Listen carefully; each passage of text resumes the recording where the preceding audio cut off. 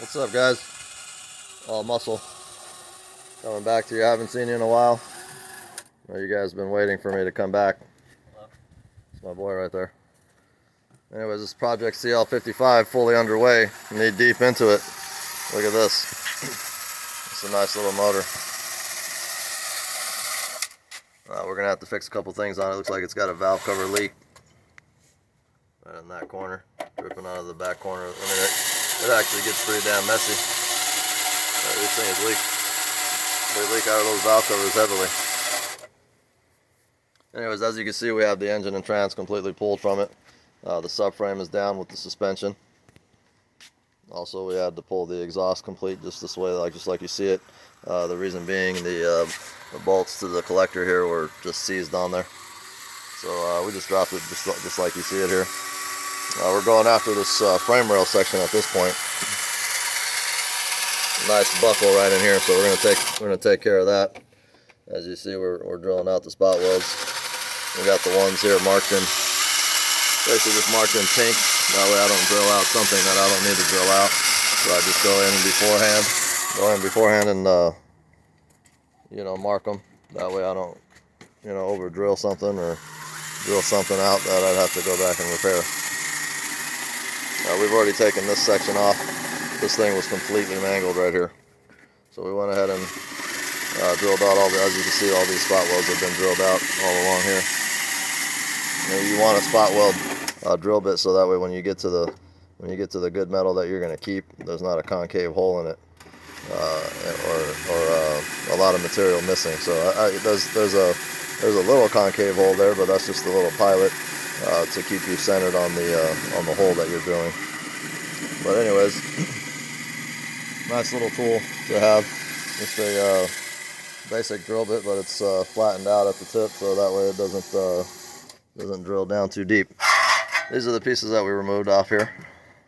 We had to take this outer skin off first to gain access to some of the points in there. But this, as you can see, this thing's pretty thrashed. Somebody tried to put the car back together, on the cheap, and they ran it through auction with the car fully assembled, so I didn't know anything that was under it. I couldn't see it from the picture. I bought this car from pictures only, so I wasn't able to see that. There's some more parts here. Radiator fan. Got a radiator. Wheels, tires.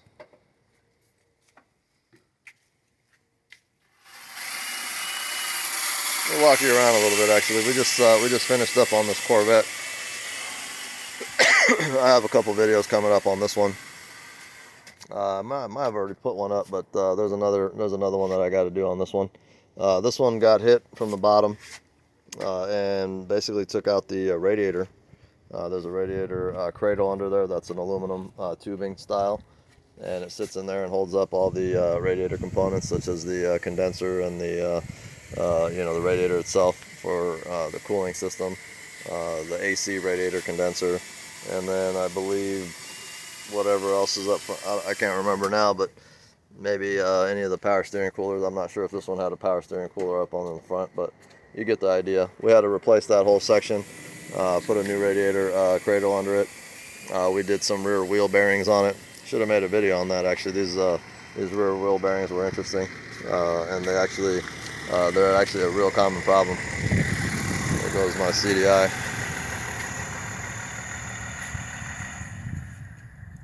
Look at this guy. What do you want, boy? Anyways, so we're gonna have this car up for sale here. It's an '08 Corvette with 106, I believe, 106K. I put it through the auction, and I didn't like what I got on it, so I'm gonna end up probably selling this one private party. So this one is available. Let me know if you're interested. It's an '08 LS3.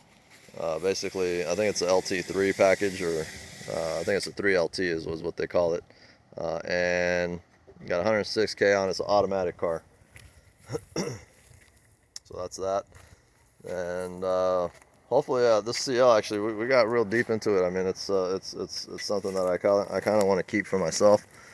I'm probably gonna hang on to it for a little while. It's only got like 92 or 95,000 miles, and I don't know. I like the Mercedes coupe cars. This one here is obviously, this is one that we're using for parts. This is the basically the exact counterpart of this car, but it's not an AMG model. It's just a basic CL55 500. I'm sorry, the CL55 is the AMG model. They also make a CL65, which is a really cool car, but really hard to get a hold of. They're not too expensive, but they're just rare. They're hard to come across. Well, this was a nice car, actually. This one had a little clip on the backside here. I picked it up here locally. Ended up fixing it, drove it around for a little bit.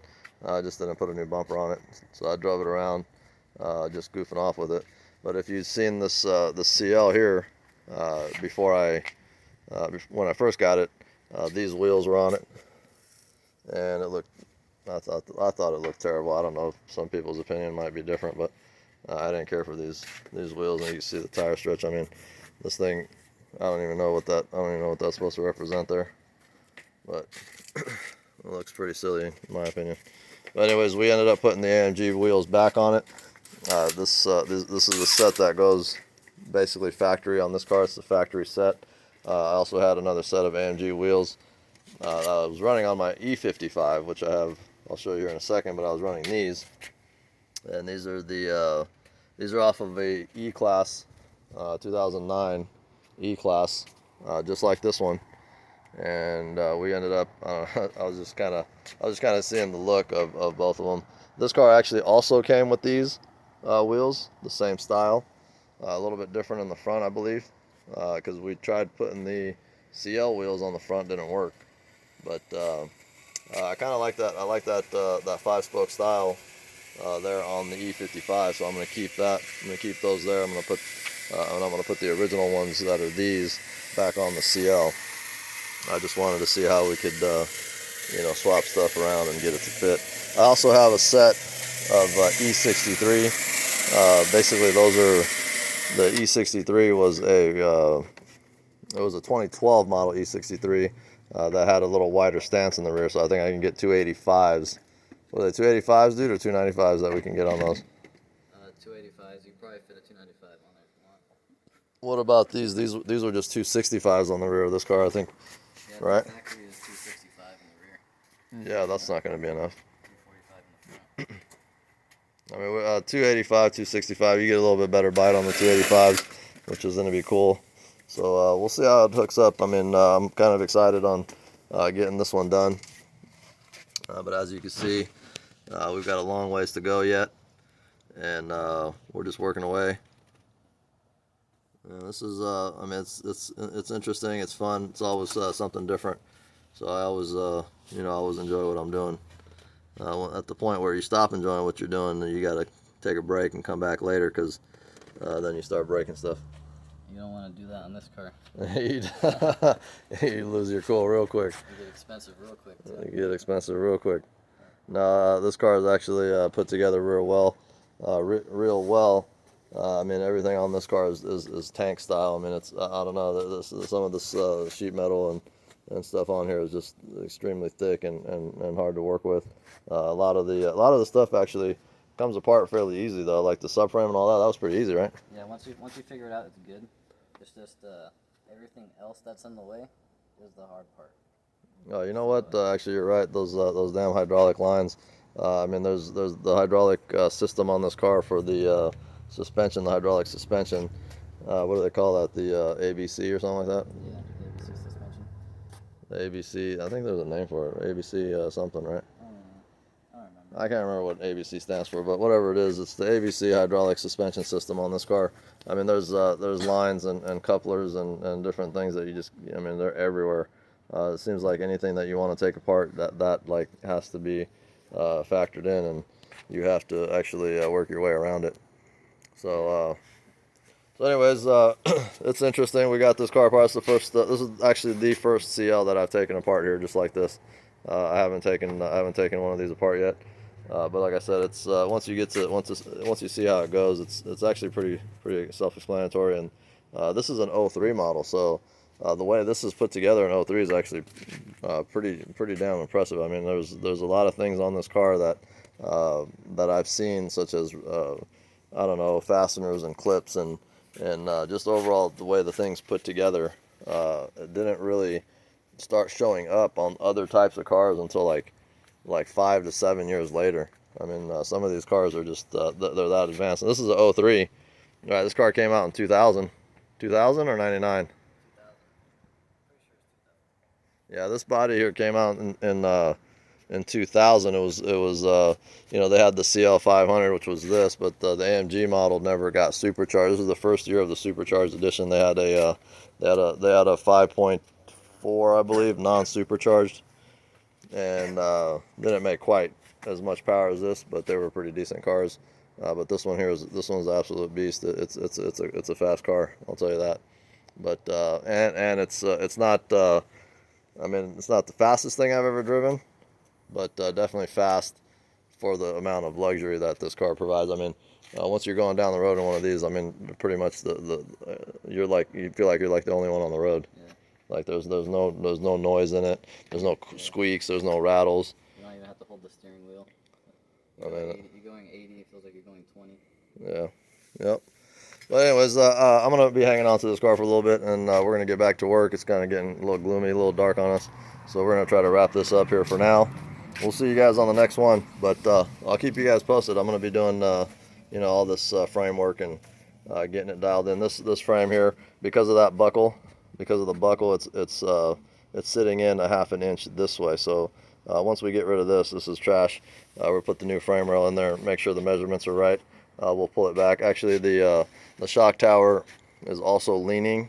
It's leaning in about a half an inch, and it was actually an inch. We pulled it a little bit already, but the measurement between this shock tower and this shock tower, we're gonna have to line that up before we do any welding. And once we get that all straightened out, we'll make another video. Actually, we're gonna be making a couple more videos on this unit. Again, we have to fix an oil leak situation. I might be putting an oil pan gasket. Looks like somebody just recently did the motor mounts, so that's pretty cool. And then looks like also some of these arms are freshly been replaced, maybe because of the accident. So I don't know what I'm going to be doing with these arms. They don't look to be the Mercedes originals, so I don't know if it's a cheap aftermarket special.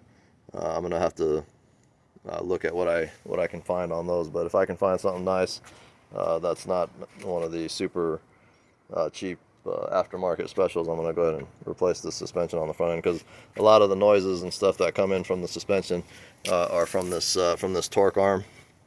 This torque arm bushing here, if it's not a good quality one, it'll fade away pretty quickly. And this is, you know, this is stuff that is maintenance stuff anyway.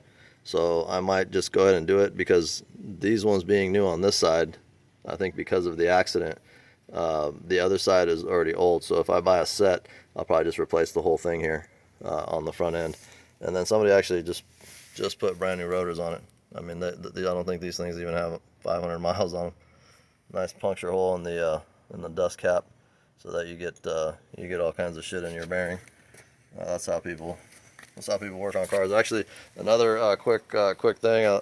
When I first got this car, I looked at was looking at the engine straight on like this, and it looked to be cocked to one side. So because of the accident, I immediately thought that I might have had some subframe damage. So come to find out, a couple days ago, as we were pulling the motor, we looked down and see that the motor mount had been installed upside down on the driver's side. So I mean, I don't even know how that is. I mean, if you're working on cars and you're installing like motor mounts, I mean, that's kind of like a, I mean, what would you say? That's kind of like a not a super serious job, but it's definitely like, I think you can get it done. it's like a skill. You know, you got to have some type of skill to get a motor mount out. Yeah. You know, some of them. You gotta jack up the car. Yeah. You know, some motor mounts are real easy to do, and there's some that are tricky. So there's definitely different levels of skill required to do motor mounts, you know, depending on the car. But this car is actually kind of tricky to get the motor mount out. After you can unbolt it, but getting it out and managing it, you know, through some of these little passageways and these little areas where you can try to pull it is kind of actually a pain in the ass. So anyways, if you don't know what you're doing and you're working on something like this, I don't even know like where you would take your car and get that kind of work done. You know, I don't know. I haven't like taken my car anywhere because I do all my stuff myself, so I don't even know like. I don't even know where you can get that type of quality, you know, that quality work and craftsmanship, or you know, just attention to detail is what it is, right? Yeah. So you take this motor mount out, and you see it, and it's actually got dowels. It's actually got little slots in it to where it actually lines up only one way. So because of that pin that's showing out up there being flipped upside down, it was basically digging into the subframe, causing the engine to be lifted. I mean, it was lifted up a noticeable amount. I would say it was at least a half or 3/4 of an inch. So, and here I am thinking the subframe shot, you know, what are we gonna have to do? New subframe, whatever. And yeah, luckily for me, I had somebody that you know was talented, worked on this car prior to me. So, anyways, we're gonna wrap this up, guys. I'm just rambling off. I'll see you guys on the next one. You guys be cool, be safe, and enjoy yourselves. And remember, if you stop enjoying yourselves, take a break and come back to it. We'll see you on the next one, guys. Take a break and check out my channel. Oh yeah. Mike's Garage. Oh yeah, Mike's Garage. Got a new channel going. I teach you how to take things apart. All right. But you don't put them back together. I can put them back together. Anyways, also I just started a Instagram. What is it? Page? What do they call those things? Page, Instagram channel. Something like Instagram account, whatever it is. All Muscle Garage.